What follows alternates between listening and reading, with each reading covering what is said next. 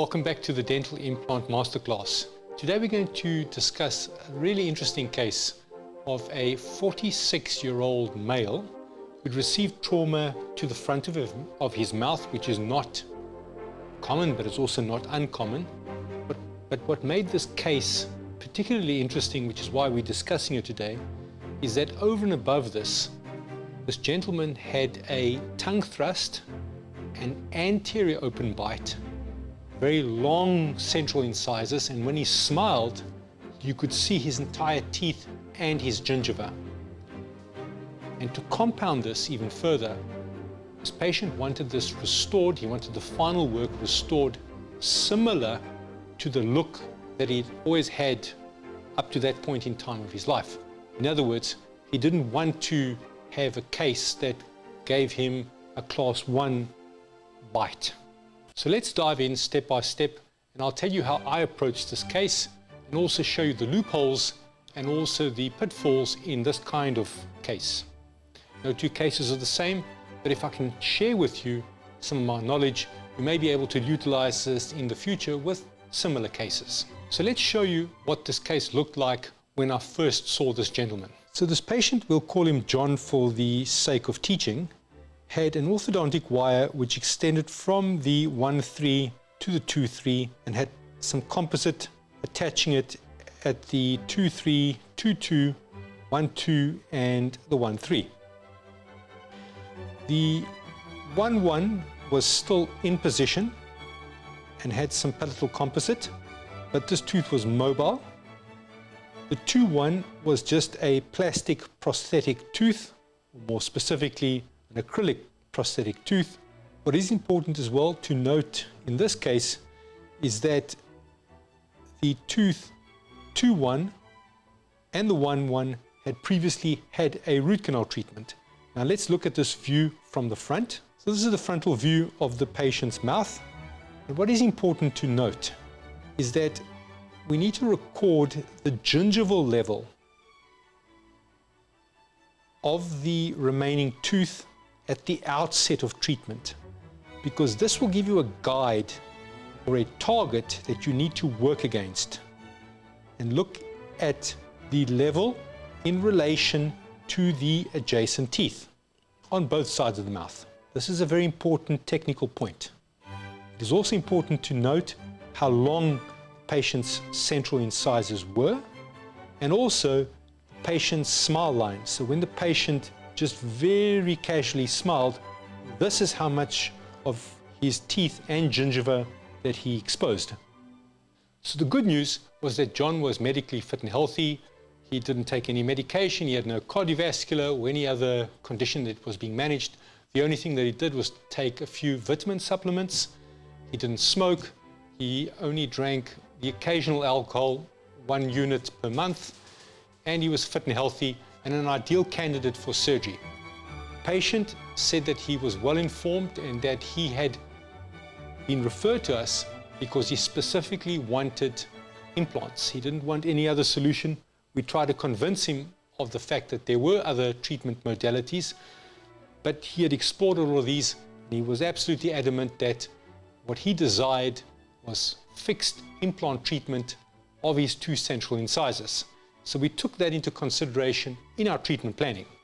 So let's dive into this case. So the next step was radiographic assessment, and we took a CBCT, and we can clearly see from the CBCT that the patient had had a previous root canal treatment on the 1-1 and also on the 2-2. When we look more carefully at the 1-1 site, which is this image, these images over here, we can see that the tooth 1-1 showed some apical resorption. Basically, the root tip was shorter than it should be, likely from the previous trauma and from the root canal treatment.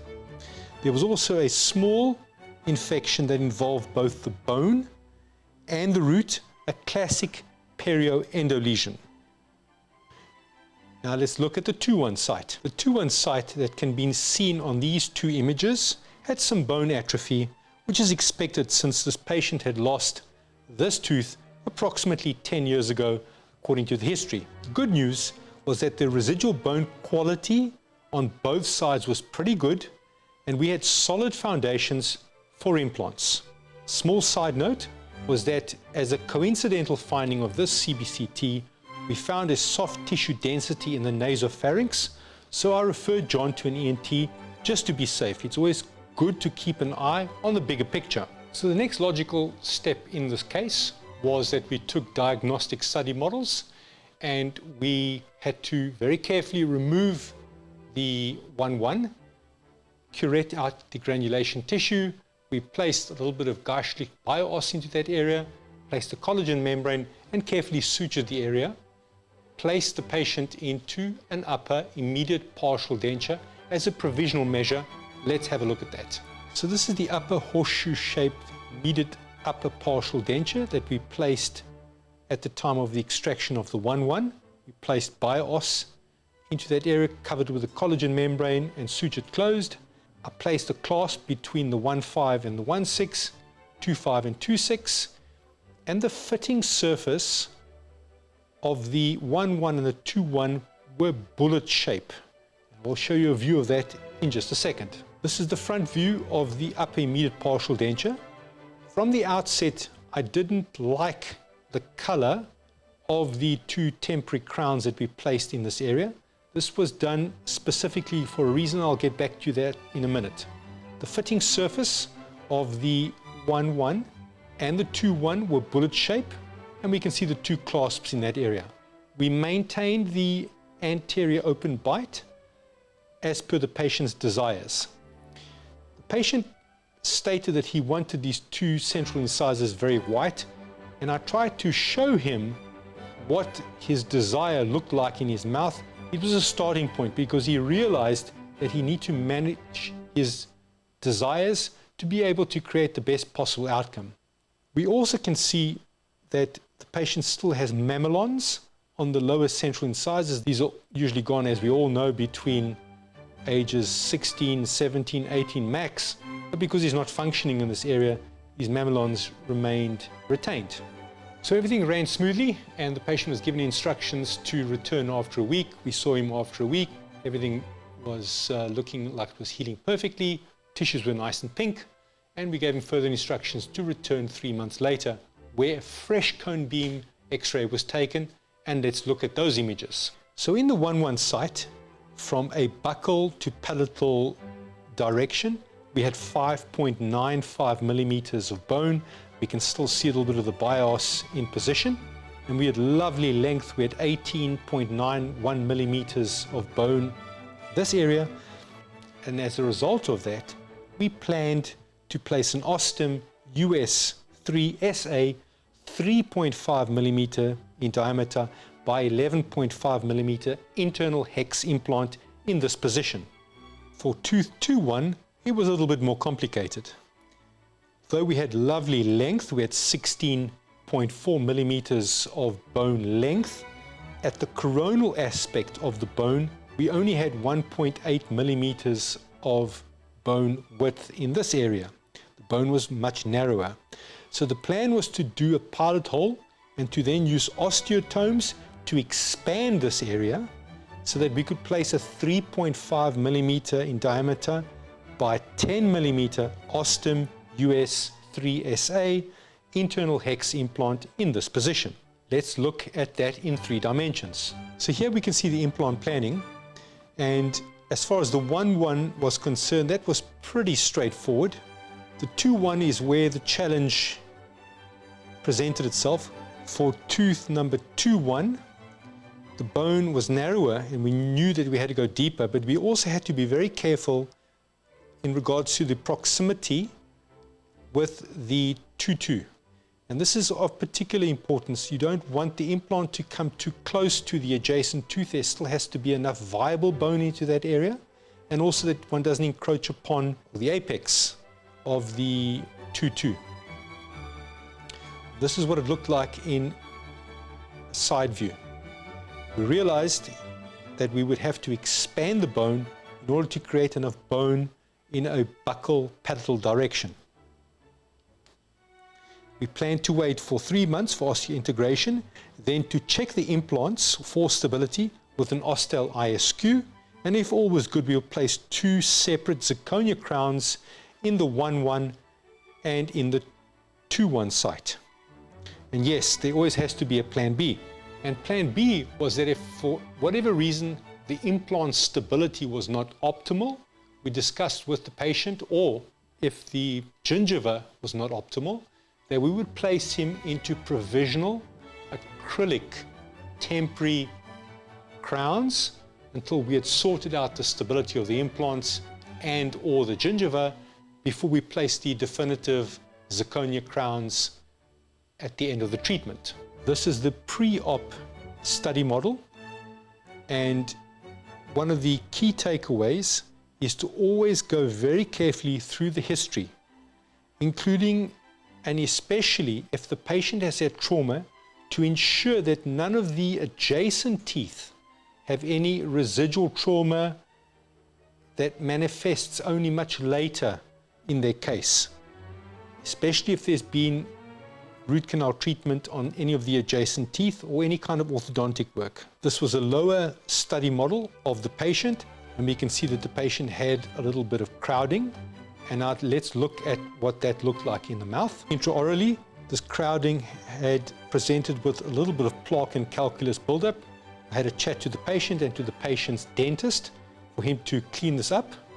And there was some ongoing work in the 3-6 and in the 4-6 position, which the dentist that the patient was attending to do his general work was going to resolve. The left side view of the patient's bite, we can see that he had a perfect occlusion posteriorly and an anterior open bite. CBCTs are crucial in any kind of implant case because they assess the quality and the quantity of the bone and any hidden pathology. This is the right side view of the patient's mouth. And finally, always have a contingency plan for implant stability or soft tissue management if things don't unfold exactly as we like. And that's a wrap for the first part of this patient John's case. In the next part, we're going to start with the fun work, which is the surgical intervention. Welcome back to the second part of John's case. And I'm going to first start with quite an important technical point, which is that obviously in this case where the margin of error was virtually zero, we decided to use a surgical guide. Now there are different types of surgical guides. Let me show you the type of guide that we used in this particular case. The surgical guide that we used in this particular case has got advantages and disadvantages. I decided to use this particular type of guide because from the outset, I only needed the surgical guide purely for the positioning of pilot holes. The rest I was going to do freehand in a technique that I will describe to you in a few minutes. The one thing that is important with surgical guides is that you test them in the patient's mouth prior to surgery. And this is what precisely happened in this case. So even though these surgical guides are supposed to be precision fitting, when I tried it in the patient's mouth, there were 2 or 3 places that didn't allow it to seat properly. This is paramount to a surgical guide. You need to be able to seat the surgical guide precisely and have windows where you can check that the contact points are in position at the outset of treatment and also whilst you're drilling your pilot holes. If there is even a slight discrepancy, and especially in this kind of case, it can lead to catastrophic consequences. From the outset, when I tried this surgical guide in this patient's mouth, there was 1 or 2 little catches. We adjusted those and we were able to fit it properly prior to starting surgery. This is a lot more complicated when you're in the middle of surgery trying to correct a surgical guide. You've got acrylic, and acrylic and open surgical sites don't mix too well. So I place all my patients onto 5 things prior to surgery. I wanted, and I will put the description, the detailed description in the link below. The first thing is that we give the patients amoxicillin starting 1 day pre-op and for 4 days post-op. For pain management, we give the patients ibuprofen, paracetamol with codeine. I want the patients to use warm salt water for the first 3 days post-surgery, then to move on to chlorhexidine digluconate mouthwash. I also ask our patients to take an anxiolytic one tablet the evening prior to surgery, and a second tablet 1 hour pre-op. Finally, we always recommend that our patients take probiotics with their antibiotics. Now let's dive into the case. So John was anesthetized with 2% lidocaine with adrenaline, a buccal and a palatal infiltration, just like we always do. I raised a 3-sided full thickness flap, and I ran an incision line starting quite high up, just between the 1-2 and the 1-3, distal to the papilla, distal to this papilla, because we don't want to affect the aesthetics. And then we did the same thing on the left-hand side of the patient's mouth, just distal to the papilla in the 2 site. The palatal incision was run on the palatal aspect, not on the crest, but on the palatal aspect of the mouth. This gives me full access while protecting all the surrounding tissues. On the palatal aspect, we made an incision along these gingival margins.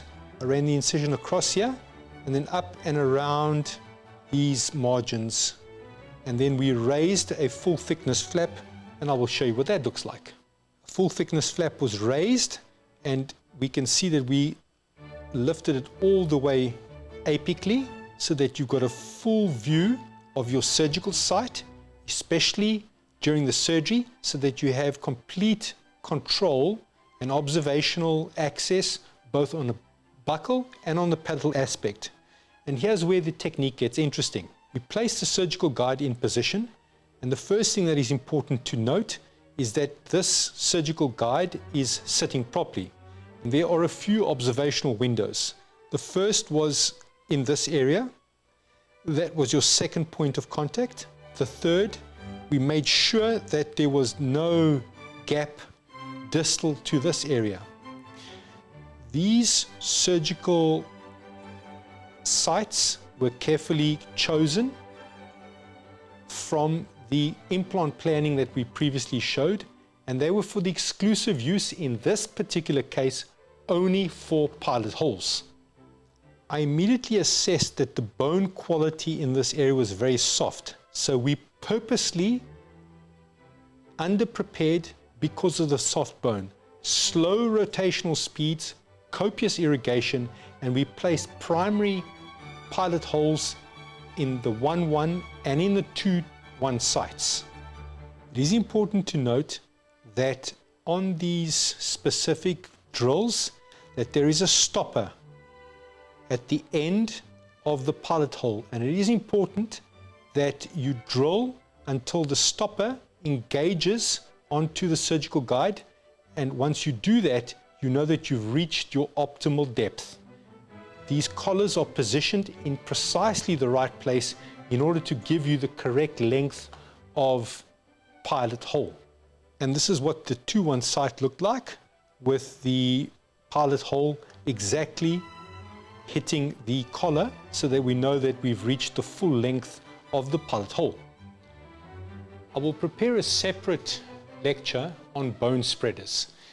So once we'd prepared the pilot hole, we used the Nentwig bone spreader, and I will talk to you at a separate lecture about that, but it's a really useful, highly recommended tool taught to me by Professor Nentwig.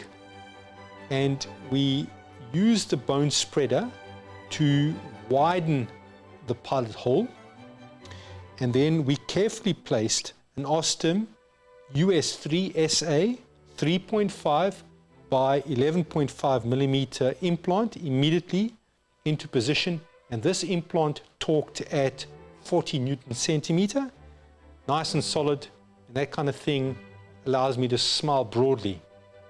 The 2-1 had narrower bone coronally, so we flattened and trimmed the coronal aspect of the ridge.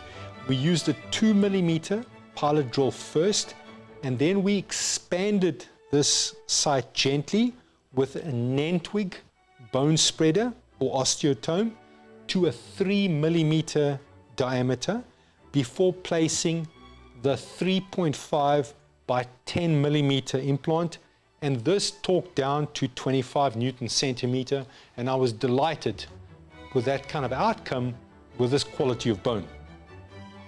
We placed healing caps over the 2 implants, and finally we sutured with 2 interrupted 4-0 polysorb sutures. Hemostasis was perfect, and John's partial denture was fitted again to replace the 1-1 and the 2-1 sites immediately. Aesthetics matter even on the day of surgery. In the 2-2 and in the 1-2 site, I placed sutures that went around the teeth to give us stability of the tissues in this area.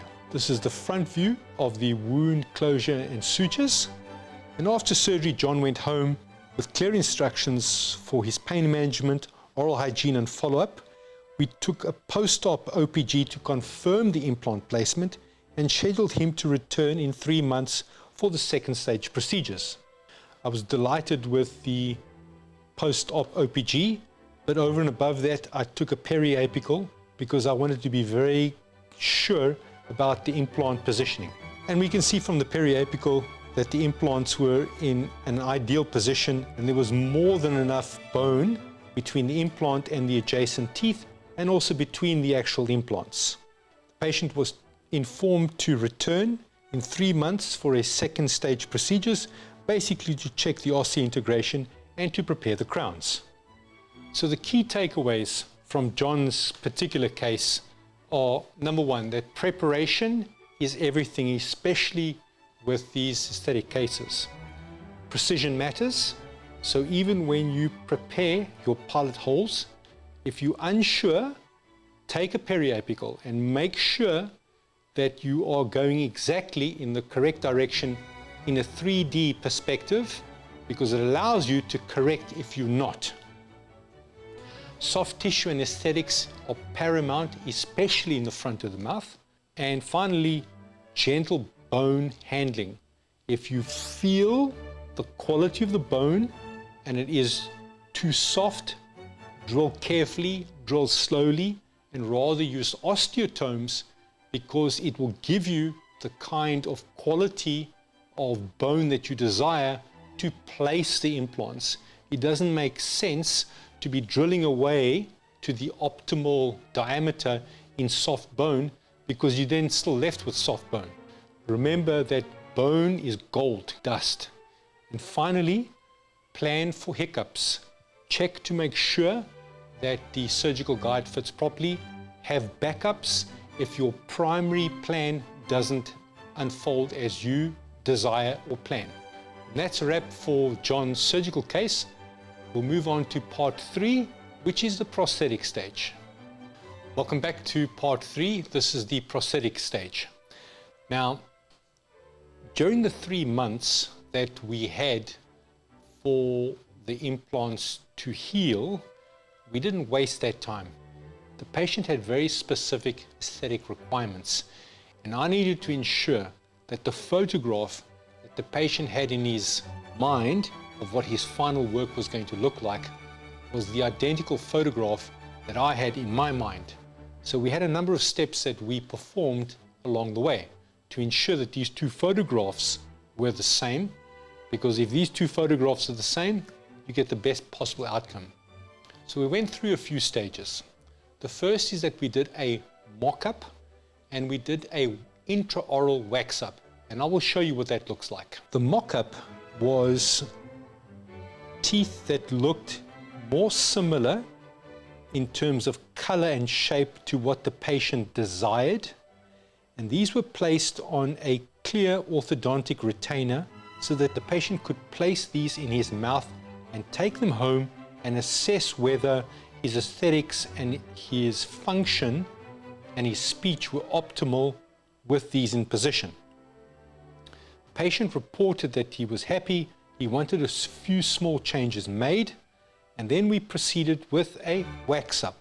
So we got my technician to make a wax-up for me with a horseshoe-shaped wax palatal surface with 2 little clasps, and with an almost identical shape, size and color to what the final teeth were going to look like.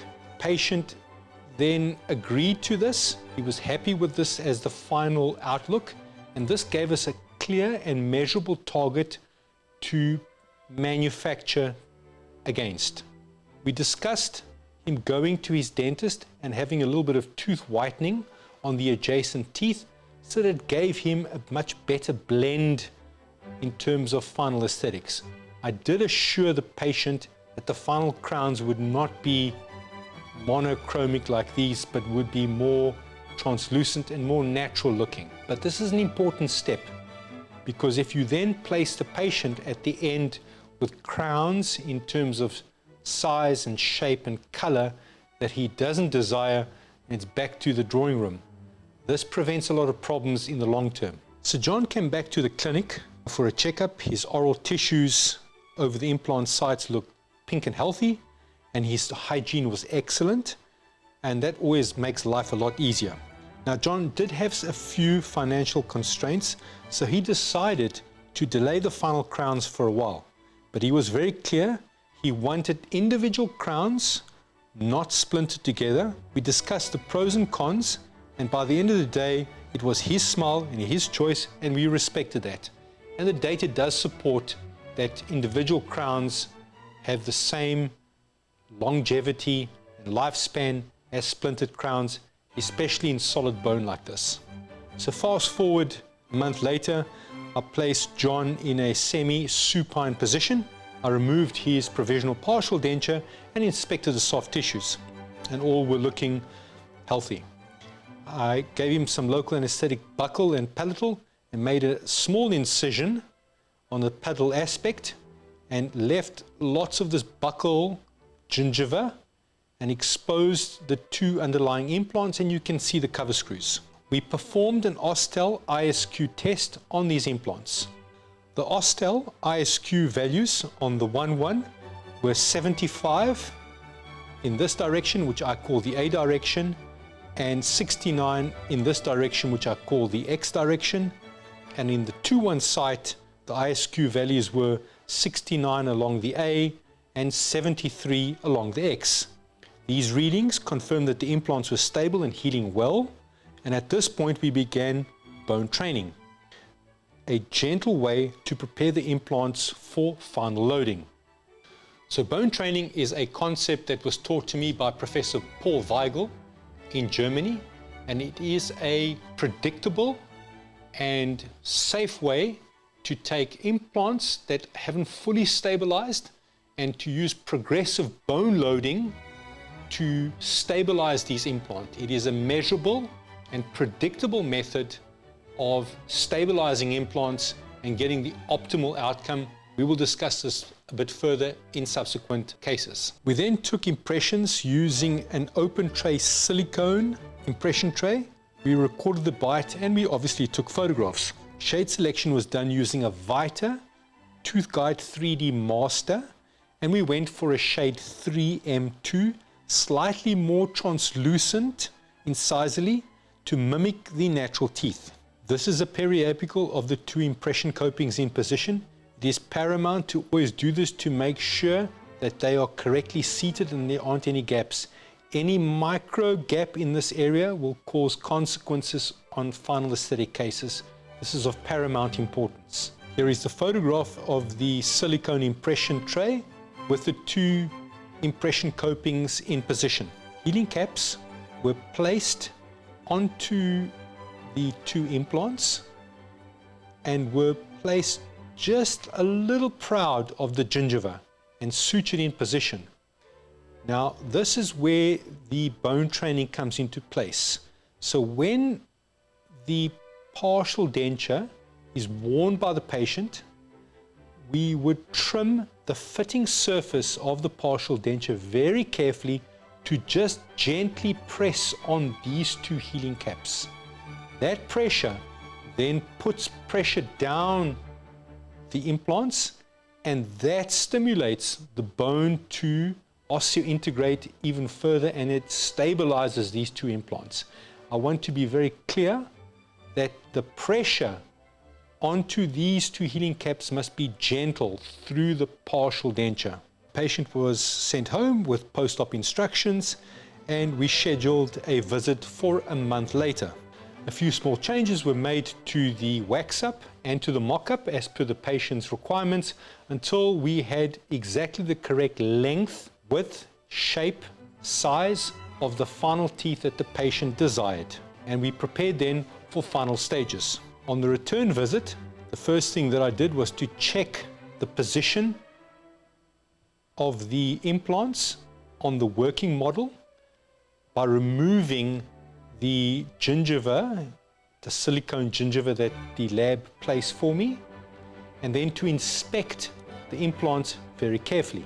I rechecked the ISQ readings on the 1-1 and got readings of 75 and 75, and on the 2-1, 73 and 73. These were perfect results, and I was delighted to see that.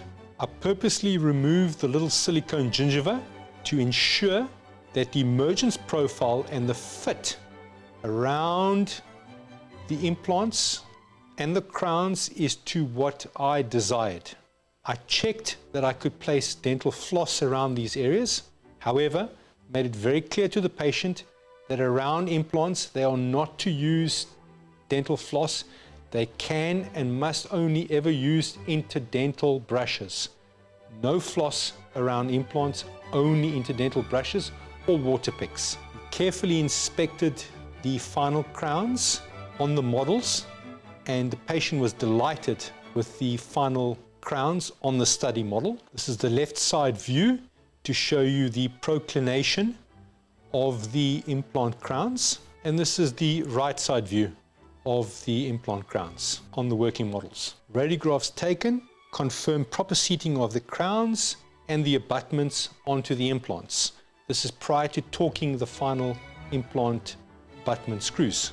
We tried the implant crowns in the patient's mouth. This is the palatal view. It is common to see blanching around the implant crowns when fresh crowns are placed around standard produced healing caps. Because the patient was a thick biotype and I wanted to create beautiful gingival margins, we decided to expose not just the healing caps, but to give me a little bit more movement to then seat the crowns correctly and then to adjust the gingiva around the implant crowns. We tried the implant crowns in the patient's mouth, and we can see the slight bit of blanching as we previously described. This is the left side view. This is the frontal view of the implant crowns in position, and we can see the blanching in this area. Patients are informed that this disappears within 15-20 minutes. And this was the right side view of the implant crowns at the time of fitting. The implant crowns were torqued in position using an appropriate torque wrench to the optimal torque. In this case, it was 25 newtons per centimeter. It is very important that when you torque that you follow these correct prescribed procedures, where you place a little bit of pressure to hold the driver directly vertical in position, and that you drive only using the torque wrench and not engaging anything else. As you all know, I prefer to use gold screws. That's what I did my master's thesis on. And I covered these gold screws with Teflon and with composite. We polished everything and double checked the interproximal areas. No bonding remnants to irritate the gums. So just before John left, we did one final check. We gave him very careful instruction in terms of oral hygiene, that he was not to use dental floss but only interdental brushes. And we made a follow-up visit after a week and then asked him to return to our surgery 3 months post-op for a proper long evaluation. So what are the key takeaways of this case? The first is that mock-ups and wax-ups are a clinician's best friend in terms of closing the gap between what the patient desires and wants and what the clinician is able to deliver. 2, ISQ readings are paramount in terms of being able to assess implant stability. It is a very powerful tool that clinicians should always use in implant cases. In combination with progressive bone loading, or what is called bone training. This is a very powerful tool to be able to give you the best possible clinical outcomes. 3. Attention to detail in terms of proximal, distal contact points and positioning of the crowns is paramount to get the best possible aesthetic outcomes. 4. Patient oral hygiene and education is paramount so that the patient knows how to maintain, protect and get the best out of their investment, because ultimately this is a massive investment for the patient. And finally, communication is paramount. There has to be lots of communication between the patient and the dentist, and make sure in your treatment planning that you put aside enough time to be able to have those necessary conversations. There you have it. That's the complete start to finish of how to deal with a case like this, and we will see you for part 4, where we'll do the 3-month post-op checkup. Welcome back to part 4 of this very interesting case. So we saw John 3 months after for a post-op check. He was delighted, and of course that always makes me happy. And we took some photographs, and let me show you what they look like. So we took an occlusal view of the patient's mouth, and we can see there was a little bit of composite that had broken away. We repaired that, but the tissues looked nice and pink and healthy, and the bleaching that the patient had done allowed a much better aesthetic outcome and blending of the tooth color in an occlusal view. Just by way of comparison, have a look at this view, and now we'll show you what the case looked like when we first saw him. So this was John a few months prior to the work that we did in his mouth. So this is the right side view of the patient's mouth, and you can see beautiful gingival health and that the papillae are growing nicely down, and this will continue to improve over the months that unfold. This is the left side view of the patient's mouth, and once again beautiful pink healthy tissues. And finally, front side view of the patient's mouth. The patient was delighted with the outcome. And let's just compare this to what the case looked like at the outset. So just to remind you of what John looked like on day 1. So there you have it. This was a step-by-step process in terms of how you treat an advanced case like this. I hope this has been very helpful to any of my fellow clinicians. Please feel free to ask us questions, and like and subscribe if you want me to send you more notifications of upcoming cases. Remember that these difficult cases is just a jigsaw puzzle, and pieces have to be moved around so that you get the perfect outcome.